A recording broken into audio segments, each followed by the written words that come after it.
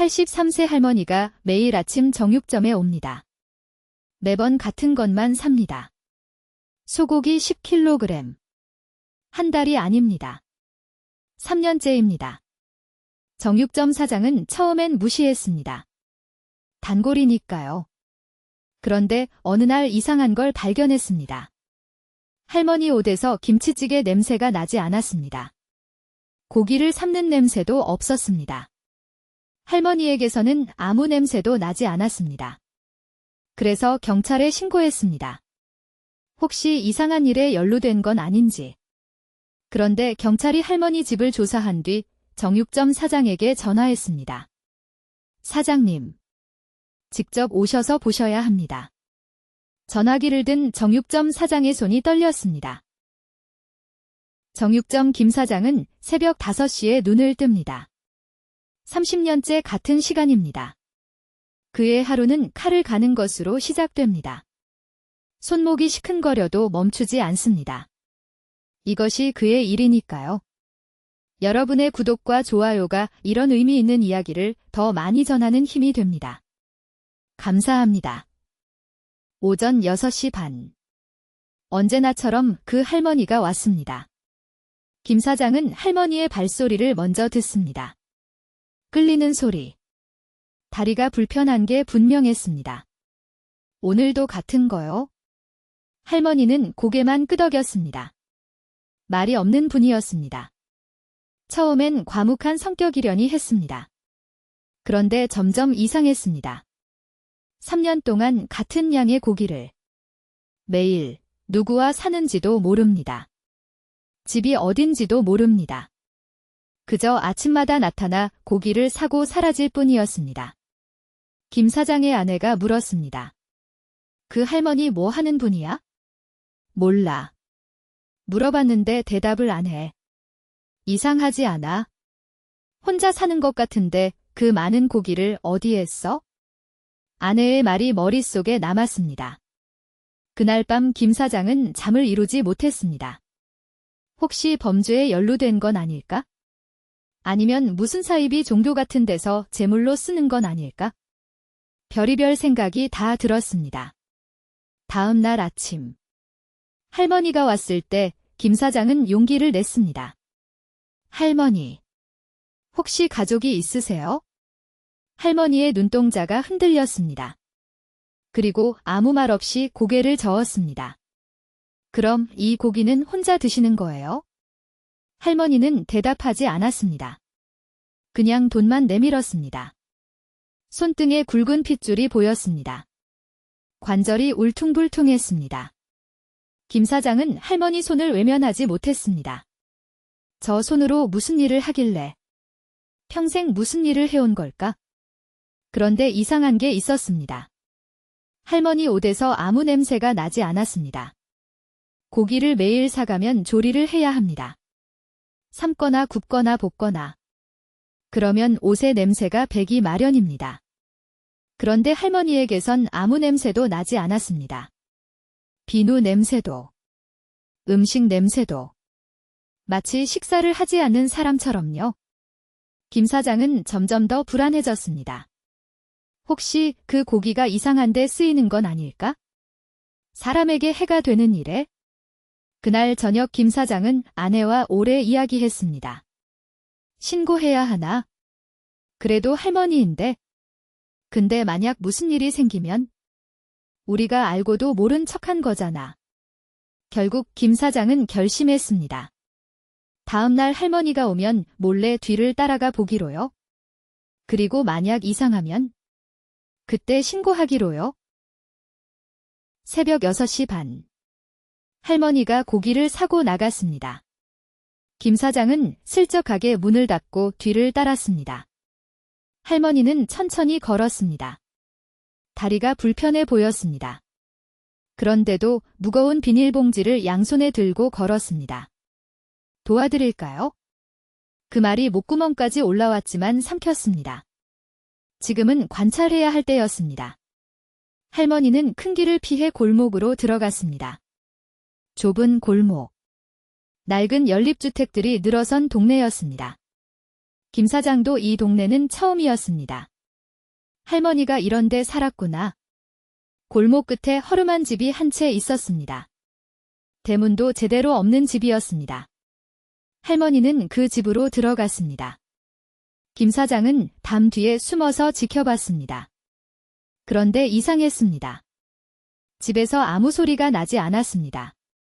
TV 소리도, 음악 소리도, 요리하는 소리도요. 그저 정막만 흘렀습니다. 30분이 지났습니다. 김 사장은 가게에 돌아가야 했습니다. 그런데 궁금증은 해소되지 않았습니다. 오히려 더 커졌습니다. 그날 오후, 김 사장은 경찰에 전화를 걸었습니다. 수상한 건 아닌데요. 그냥 확인 좀 해주셨으면 해서요. 경찰은 처음엔 시큰둥했습니다. 그런 신고가 한두 건이 아니거든요. 대부분 오해였습니다. 그런데 김 사장이 상황을 자세히 설명하자 경찰의 목소리가 달라졌습니다. 매일 소고기 10kg이요. 혼자 사시는 분이? 네. 3년째입니다. 잠시 침묵이 흘렀습니다. 알겠습니다. 내일 확인해 보겠습니다. 다음 날, 경찰이 할머니 집을 방문했습니다. 김 사장은 가게에서 초조하게 기다렸습니다. 손님이 와도 제대로 응대하지 못했습니다. 점심때가 되어서야 전화가 왔습니다. 경찰이었습니다. 사장님, 직접 와보시는 게 좋겠습니다. 목소리가 묘했습니다. 화난 것 같기도 하고, 감격한 것 같기도 하고. 김 사장은 앞치마를 벗고 서둘러 나갔습니다. 할머니 집 앞에 경찰차가 서 있었습니다. 대문이 열려 있었습니다. 마당에 들어서는 순간, 김 사장의 발이 멈췄습니다. 집 안에서 이상한 소리가 들렸습니다. 여러 사람의 소리, 웃음소리, 그릇 부딪히는 소리, 그리고 맛있게 먹는 소리. 집 안으로 들어갔습니다. 작은 거실에 사람들이 있었습니다. 노인들이었습니다. 7명, 아니 8명. 모두 할머니 또래였습니다. 흰 머리, 굽은 등, 주름진 손. 그들은 둘러앉아 밥을 먹고 있었습니다. 밥상에는 고기 반찬이 있었습니다. 소고기 장조림, 소고기 불고기, 소고기 미역국. 전부 소고기였습니다. 할머니는 부엌에 있었습니다. 작은 부엌. 가스레인지 2개의 냄비 4개가 올려져 있었습니다. 할머니는 쉴 새 없이 움직이고 있었습니다. 국을 젓고, 고기를 뒤집고, 반찬을 그릇에 담고. 경찰이 김 사장에게 다가왔습니다. 이분들이 누군지 아십니까? 김 사장은 고개를 저었습니다. 이 동네 독거노인들입니다. 혼자 사시는 분들이에요. 경찰의 목소리가 떨렸습니다. 이 할머니가 3년 동안 매일 이분들 밥을 해드린 겁니다. 김 사장의 입이 벌어졌습니다. 매일요? 네. 아침 저녁으로 3년 동안 하루도 빠지지 않고. 밥상에 앉은 노인 한 분이 말했습니다. 이 언니가 아니었으면 나는 벌써 죽었어. 혼자 밥 해먹을 힘도 없거든. 다른 노인도 말했습니다. 자식들한테 버림받은 우리한테 이 언니가 가족이야. 유일한 가족. 할머니가 부엌에서 나왔습니다. 김 사장을 보더니 놀란 표정을 지었습니다. 그러더니 고개를 숙였습니다. 부끄러운 것처럼, 들킨 것처럼. 할머니. 김 사장이 말했습니다. 목이 메어 제대로 말이 나오지 않았습니다. 왜 말씀 안 하셨어요? 이런 일을 하고 계신 줄 알았으면? 할머니는 조용히 대답했습니다. 말해서 뭐 해요? 그냥 내가 하고 싶어서 하는 건데? 그 말에 김 사장의 눈에서 눈물이 흘렀습니다. 아까 신고했던 자신이 부끄러웠습니다. 할머니를 의심했던 자신이 한심했습니다. 그런데 할머니 옷에서 냄새가 나지 않았던 이유. 그건 따로 있었습니다. 경찰이 말했습니다. 한 가지 더 보셔야 할 게 있습니다. 부엌 옆에 작은 방이 있었습니다. 김 사장은 문을 열었습니다. 순간 숨이 멎었습니다. 방 안에는 아무것도 없었습니다. 이불 한 채, 낡은 옷가지 몇 벌. 그게 전부였습니다. 그리고 방구석에 빈 냄비 하나가 놓여 있었습니다. 경찰이 말했습니다. 할머니는 본인은 안 드신대요. 김 사장이 물었습니다. 뭐요? 고기요. 산고기 전부 다른 분들한테 드리고 본인은 밥만 드신대요. 세상이 무너지는 것 같았습니다. 그제야 이해가 됐습니다. 왜 할머니 옷에서 냄새가 안 났는지. 조리하는 건 다른 사람 것이었으니까? 본인은 요리를 안 하니까? 밥만 먹으니까? 할머니한테 연금이 얼마나 나와요? 경찰이 한숨을 쉬었습니다. 기초연금 30만 원이랑 무슨 수당 조금? 합쳐서 50만 원 안 됩니다. 근데 고기가. 네. 매일 10kg에 3만 원씩. 한 달이면 90만 원이에요. 계산이 안 맞았습니다. 수입보다 지출이 더 많았습니다. 그러면 할머니는 어떻게 사는 걸까? 경찰이 말했습니다. 적금을 해지하셨대요. 평생 모은 거? 얼마나요? 3천만 원 있었는데 이제 다 떨어져 간대요. 김 사장의 무릎이 풀렸습니다. 벽에 기대야 했습니다. 평생 모은 돈. 그걸 남을 위해 쓰다니. 그것도 모르는 사람들을 위해. 왜요? 왜 그러시는 거예요? 그 질문이 목구멍까지 올라왔지만 차마 묻지 못했습니다. 대신 눈물만 흘렀습니다. 할머니가 방으로 들어왔습니다. 김 사장을 보더니 손을 저었습니다. 울지 말아요. 내가 하고 싶어서 하는 거야? 하지만 나도 옛날에 굶어봤어. 얼마나 서러운지 알아. 그래서 다른 사람은 그러지 않았으면 좋겠어. 단순한 이유였습니다. 본인이 겪은 아픔을 남에게는 주지 않겠다는 것. 그것뿐이었습니다. 할머니의 이름은 박순자. 1943년생. 올해 83세입니다. 전쟁이 끝난 해에 12살이었습니다. 아버지는 전쟁에서 돌아오지 않았습니다. 어머니는 순자와 동생 둘을 데리고 서울로 올라왔습니다. 먹을 게 없었습니다. 어머니는 남의 집에서 빨래를 해주고 밥을 얻어왔습니다. 그것도 넉넉하지 않아서 세 남매가 나눠 먹었습니다. 밥 한 공기를 셋이 나누면 얼마나 될까요? 순자는 늘 배가 고팠습니다. 어느 날 옆집 아주머니가 찾아왔습니다. 손에 주먹밥 3개를 들고 있었습니다. 얘들아, 밥 먹어라. 순자는 그때의 감동을 잊지 못합니다. 따뜻한 밥, 간장으로 간이 된 밥. 그 맛을 평생 기억합니다. 그 뒤로 옆집 아주머니는 가끔 밥을 가져다 주었습니다. 본인도 가난했으면서 있는 것 나눠주며 아이들을 챙겼습니다. 순자는 그때 결심했습니다. 나도 커서 저런 사람이 되어야지. 배고픈 사람한테 밥 해주는 사람이 되어야지. 세월이 흘렀습니다. 순자는 결혼을 했습니다. 남편은 착한 사람이었습니다. 공장에서 일하며 성실하게 살았습니다. 딸 하나를 낳았습니다. 행복했습니다. 그런데 남편이 일찍 세상을 떠났습니다. 공장에서 사고가 났습니다. 순자는 혼자 딸을 키웠습니다. 식당에서 일하고, 청소 일하고, 할 수 있는 건 다 했습니다. 딸은 잘 자랐습니다. 대학도 갔습니다. 취직도 했습니다. 그런데 결혼하고 나서 연락이 뜸해졌습니다. 손주가 태어났지만 순자는 얼굴도 못 봤습니다. 사위가 싫어한대요. 그 말 한마디에 딸과의 관계가 끊어졌습니다. 순자는 혼자가 됐습니다. 외로웠습니다. 쓸쓸했습니다. 그러다 이 동네로 이사 왔습니다. 3년 전이었습니다. 이웃을 만났습니다. 다들 순자처럼 혼자 사는 노인들이었습니다. 밥 해먹을 힘이 없는 사람들. 자식한테 버림받은 사람들. 순자는 그들에게서 옛날 자신을 봤습니다.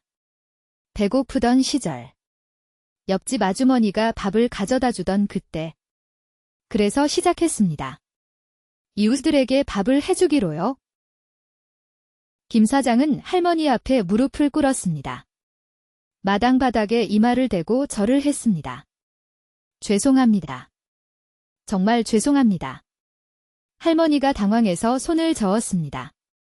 뭘 그래요? 일어나요. 아닙니다. 제가 할머니를 의심했습니다. 나쁜 일 하시는 줄 알았습니다. 김 사장의 눈에서 눈물이 뚝뚝 떨어졌습니다. 이렇게 좋은 일 하시는 분을 경찰에 신고했습니다. 저는 정말 나쁜 놈입니다. 할머니가 웃었습니다. 주름진 얼굴에 미소가 번졌습니다. 괜찮아요. 의심할 만도 했어요. 내가 말을 안 했으니까. 왜 말씀을 안 하셨어요? 자랑할 일이 아니잖아요. 그냥 당연히 해야 할 일인데. 당연히 해야 할 일. 그 말에 김 사장은 더 부끄러웠습니다. 30년 동안 정육점을 했습니다. 그동안 남에게 뭘 베풀었던가. 돈 못 내는 손님한테 투덜거린 적은 있어도 고기 한 점 공짜로 준 적이 없었습니다. 그런데 이 할머니는 가진 거 없으면서 평생 모은 돈까지 쓰면서 남을 위해 밥을 하고 있습니다. 김 사장이 결심했습니다. 할머니, 앞으로는 제가 고기 무료로 드릴게요. 할머니가 고개를 저었습니다. 그건 안 돼요. 사장님도 먹고 살아야지. 아닙니다. 제가 해야 할 일입니다.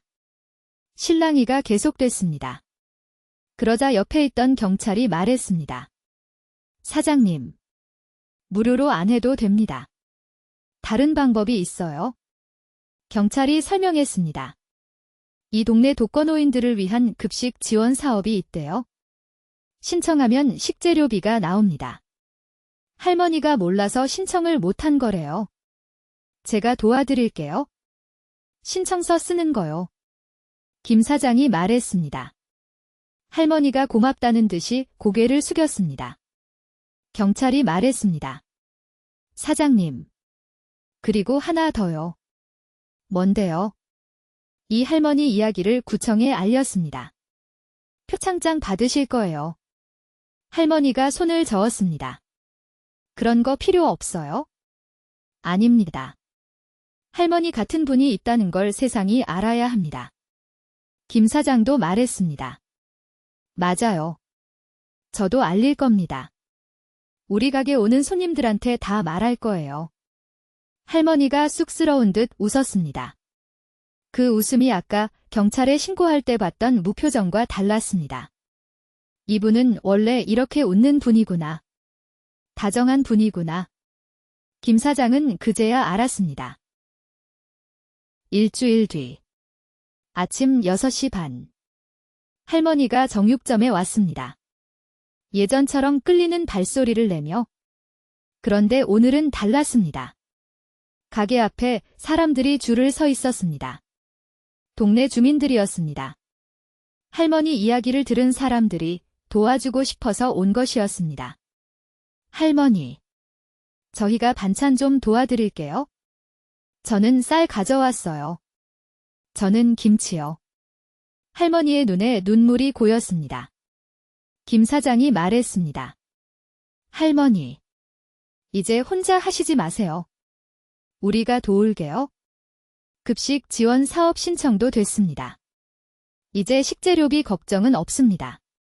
구청에서 표창장도 받기로 했습니다. 할머니는 거절했지만 주민들이 밀어붙였습니다. 이런 분이 있다는 걸 알려야 한다고요? 김 사장은 고기를 포장하면서 생각했습니다. 30년 동안 이 가게를 했습니다. 돈 버는 게 전부인 줄 알았습니다. 그런데 이 할머니한테 배웠습니다. 돈보다 중요한 게 있다는 거요. 나누는 삶이 진짜 삶이라는 거요. 오늘부터 김 사장도 달라지기로 했습니다. 매달 수익의 일부를 기부하기로요. 혼자 사는 노인들에게 고기를 무료로 보내기로요. 할머니처럼은 못해도 조금씩이라도 해보려고요. 할머니가 고기를 받아들고 돌아섰습니다. 여전히 끌리는 발걸음이었습니다. 그런데 오늘은 혼자가 아니었습니다. 옆에서 젊은 사람들이 봉지를 들어주었습니다. 같이 걸어가 주었습니다. 김 사장이 그 뒷모습을 오래 지켜봤습니다. 저분이 3년 동안 홀로 해온 일, 이제는 우리 모두가 함께합니다. 그리고 문득 깨달았습니다. 할머니는 고기를 사간 게 아니었습니다. 사랑을 나눈 것이었습니다. 매일 3년 동안 묵묵히. 세상에 이런 사람이 있습니다. 남들 모르게 선한 일을 하는 사람. 보상을 바라지 않고 베푸는 사람. 그리고 그런 사람 곁에서 우리는 비로소 진짜 삶이 무엇인지 배웁니다. 당신 곁에도 그런 사람이 있을지 모릅니다. 오늘 한번 주위를 둘러보세요. 누군가 당신을 위해 묵묵히 무언가를 하고 있을지도 모르니까요.